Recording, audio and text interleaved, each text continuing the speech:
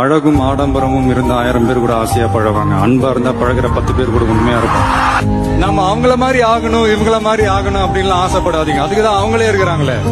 நீங்களாவே வாங்க.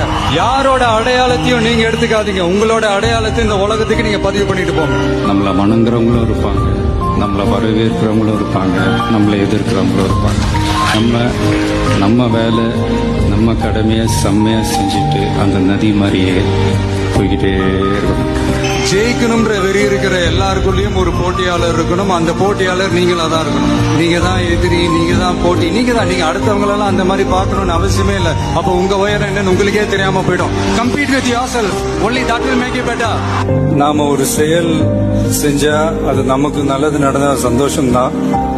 ஆனா அதே செயல் நம்ம சுத்தி இருக்கிறவங்களுக்கும் நல்லது நடந்தா அதான் சரியானதும் கூட. கிடைச்ச வண்டியில ஏறி நினைச்ச இடத்துக்கு போக முடியாதுங்க. நமக்கான ட்ரெயின் வரணும்னா நாம கொஞ்ச நேரம் பிளாட்ஃபார்ம்ல நின்று தான் ஆகணும். என்ன நண்பா?